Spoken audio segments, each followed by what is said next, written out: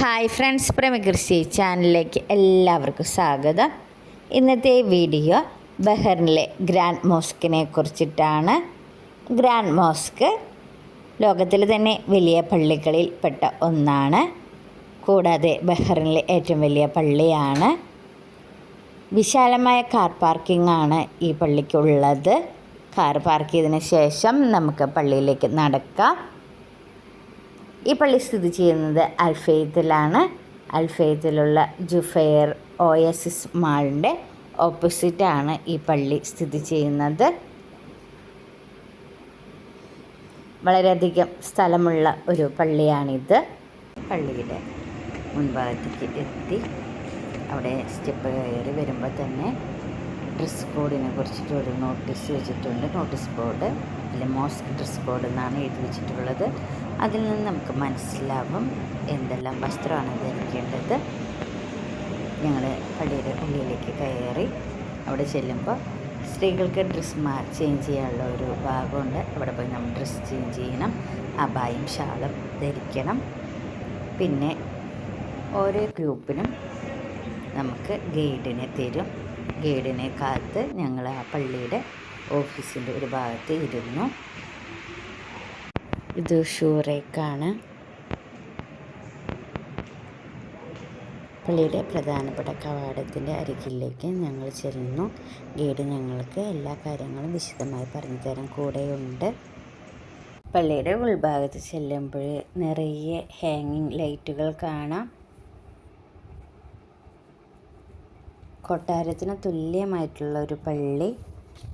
1987 പരാധനായ Sheikh Isa bin Salman അൽ ഖലീഫ പണികഴിപ്പിച്ച അതിമനോഹരമായ പള്ളിയാണ് ഇപ്പോൾ നിങ്ങൾ കാണുന്നത്.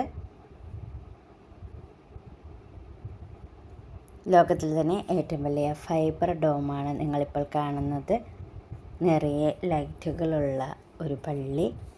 ഫൈബർ ഗ്ലാസ്സാണ് ലൈറ്റുകളൊക്കെ. ഇവിടെയുള്ള മാർബിളെല്ലാം ഇറ്റലിയിൽ നിന്നും ഇറക്കുമതി ചെയ്തിട്ടുള്ളതാണ്. കാർപ്പറ്റ് അയർലൻഡിൽ നിന്നും ഇറക്കുമതി ചെയ്തിട്ടുള്ളതാണ്. ഈ കാണുന്ന തടിപ്പണികൾ എല്ലാം നമ്മുടെ നിലമ്പൂർ തേക്ക് ഉപയോഗിച്ചിട്ടാണ് ചെയ്തിട്ടുള്ളത്. 7000-ഓളം ആളുകൾക്ക് ഒരുമിച്ച് വന്നിവിടെ പ്രാർത്ഥിക്കാം. വളരെ കുറച്ച് ആളുകളാണ് വരുന്നതെങ്കിൽ ഇവിടെ പ്രാർത്ഥന ലീഡ് ചെയ്യും ലീഡർ. അതല്ല കൂടുതൽ ആളുകളാണ് വരുന്നതെങ്കിൽ ഇവിടെയാണ് ലീഡർ പ്രയർ ലീഡ് ചെയ്യുന്നത്. അതിമനോഹരമായ ഒരു പള്ളി. രാജാവ് പറയുന്നത് അദ്ദേഹം താമസിക്കുന്നത് കൊട്ടാരത്തിലാണ്. അപ്പോൾ ദൈവം താമസിക്കുന്നതും അതിലും വലിയൊരു സ്ഥലത്ത് വേണം. അങ്ങനെയാണ് അദ്ദേഹം ഇങ്ങനെയൊരു പള്ളിക്ക് രൂപകൽപ്പന ചെയ്യാൻ അനുമതി കൊടുത്തത്. വളരെ നല്ല രീതിയിലാണ് ഈ പള്ളിയിലെ എല്ലാ ഇൻറ്റീരിയർ വർക്കും. പള്ളി സന്ദർശിക്കാനുള്ള ദിവസം എന്ന് പറയുന്നത് വെള്ളിയാഴ്ച ഒഴികെ ബാക്കി എല്ലാ ദിവസവും നമുക്ക് പള്ളി സന്ദർശിക്കാം. രാവിലെ 9 മണി മുതൽ ഉച്ചതിരിഞ്ഞ് 4 മണി വരെ. മുസ്ലിംസിന് മാത്രമല്ല നോൺ മുസ്ലിംസിനും ഈ പള്ളി സന്ദർശിക്കാം. ഗൈഡുമാരുണ്ടാവും. ഓരോ ഗ്രൂപ്പിനും അനുസരിച്ച് ഓരോ ഗൈഡ് ഉണ്ടാവും. അദ്ദേഹമാണ് ഇസ്ലാം മതത്തെക്കുറിച്ചിട്ടും പള്ളിയെക്കുറിച്ചിട്ടും വ്യക്തമായ അറിവ് നമുക്ക് നൽകുന്നത്. ഈ താഴത്തെ നിലയിലാണ് പുരുഷന്മാർ പ്രാർത്ഥിക്കാൻ നിൽക്കേണ്ടത്. സ്ത്രീകൾക്ക് മുകളിലത്തെ നിലയാണ് ഒരുക്കി വെച്ചിട്ടുള്ളത്. ഇവിടെ ഇസ്ലാം മതത്തെക്കുറിച്ചിട്ടും നമ്മുടെ ഖുർആൻ അതിനെക്കുറിച്ചിട്ടൊക്കെ വ്യക്തമായ അറിവ് നമുക്ക് ഇവിടെ നിന്ന് ലഭിക്കുന്നതാണ്. ഞങ്ങൾക്ക് ഈ പള്ളിയുടെ ചുറ്റുപാടും ഒരുപാട് ഇഷ്ടപ്പെട്ടു. നല്ല ഒരു കാം ആൻഡ് ക്വയറ്റാണ് നമുക്കിവിടെ വരുമ്പോൾ അനുഭവപ്പെടുക. മറ്റ് ടൂറിസ്റ്റ് പ്ലേസ് പോലെ ഇവിടെയൊന്നും ബഹളം ഉണ്ടാക്കാൻ പാടില്ല എന്ന് മാത്രം. ഖുർആനൊക്കെ നമുക്ക് എടുത്ത് നോക്കാം. അടിപൊളി സ്ഥലമാണ്. പള്ളിയുടെ മുകളിലത്തെ നിലയിലേക്ക് ഞങ്ങൾ പോവുകയാണ്. അതിൻ്റെ സ്റ്റെയർ കേസാണ് നിങ്ങളിപ്പോൾ കാണുന്നത്. മാർബിളൊക്കെ അടിപൊളിയായിട്ട് തിളങ്ങുന്നുണ്ട്.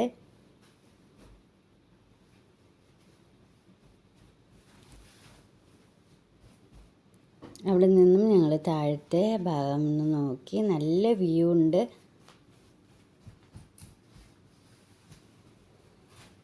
മുകളിലത്തെ നിലയിലെ പ്രധാനപ്പെട്ട വാതിലാണ് നിങ്ങളിപ്പോൾ കാണുന്നത്. കാർപ്പറ്റ് ഒക്കെ കാണാൻ പറ്റുന്നില്ലേ? അത് അയർലൻഡിൽ നിന്ന് കൊണ്ടുവന്നിട്ടുള്ളതാണെന്ന് പറഞ്ഞല്ലോ. പിന്നെ ഇവിടെ പള്ളിയിലുള്ള ഓരോ കാര്യങ്ങളെക്കുറിച്ചിട്ട് ഇവിടെ ബോർഡിൽ എഴുതി വെച്ചിട്ടുണ്ട്. നമുക്കത് വ്യക്തമായി മനസ്സിലാക്കാൻ സാധിക്കും. മക്കയെ കുറിച്ചിട്ടൊക്കെ ഉണ്ട്. ഓരോ ബോർഡും നമുക്ക് വായിച്ച് മനസ്സിലാക്കാവുന്നതാണ്.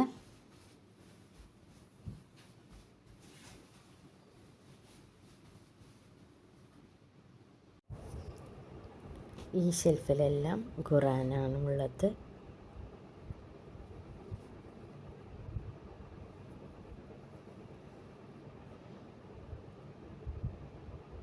താഴത്തെ നിലയിലുള്ള പോലെ തന്നെയാണ് രണ്ടാമത്തെ നിലയിലും എല്ലാ പണികളും ചെയ്തിട്ടുള്ളത്. ലൈറ്റുകളെല്ലാം തൂക്കിയിട്ടിട്ടുണ്ട്. ഖുറാൻ വയ്ക്കാൻ ഷെൽഫുകളുമുണ്ട്. തടിപ്പണികളെല്ലാം നിലമ്പൂർ തേക്ക് വെച്ചിട്ടാണ് ചെയ്തിട്ടുള്ളത്.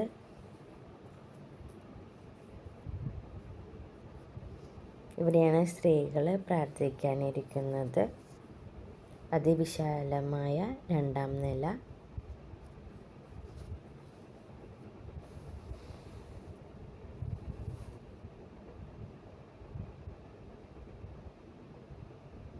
ഇവിടെയും ഇരുന്ന് പ്രാർത്ഥിക്കാനുള്ള സ്ഥലങ്ങളൊക്കെ ഉണ്ട്.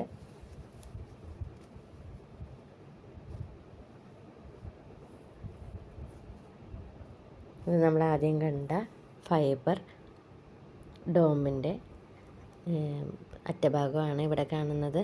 4 ചങ്ങലയിലും ഇട്ടിട്ടുണ്ട്. ലൈറ്റുകളെല്ലാം കത്തിച്ചിട്ടുണ്ട്.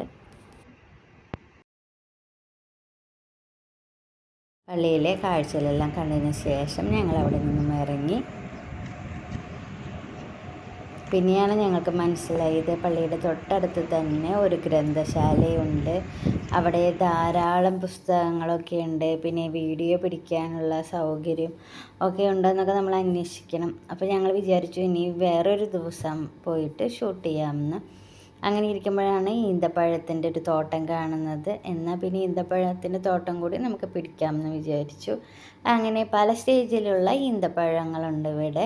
അപ്പോൾ നല്ല ചൂട് സമയമായതുകൊണ്ട് ഈന്തപ്പഴം അങ്ങനെ ധാരാളം ഉണ്ടായി നിൽക്കുന്നുണ്ട്. ഇതിൽ പല സ്റ്റേജിലുണ്ട്. 1ാമത്തെ സ്റ്റേജ്, 2ാമത്തെ സ്റ്റേജ്, ഏത് പഴമായാലും അങ്ങനെ തന്നെയാണല്ലോ. പിന്നെ ഈന്തപ്പഴത്തിൻ്റെ കാര്യം പറയാനുണ്ടോ, ഞാനപ്പോൾ വിചാരിച്ചു ഇത് വീഡിയോ ആക്കി വെച്ച് കഴിഞ്ഞാൽ നമുക്ക് എപ്പോഴെങ്കിലുമൊക്കെ ഇതൊക്കെ ഒന്ന് കണ്ട് സന്തോഷിക്കാമല്ലോ, ഈന്തപ്പഴവും ഇതൊക്കെ. അപ്പോൾ ഇതൊരു ഒരുവിധം ഭാഗമായി തുടങ്ങിയിട്ടുള്ളൊരു ഈന്തപ്പഴമാണ്. നിങ്ങൾക്ക് വീഡിയോ ഇഷ്ടപ്പെട്ടെന്ന് വിചാരിക്കുന്നു.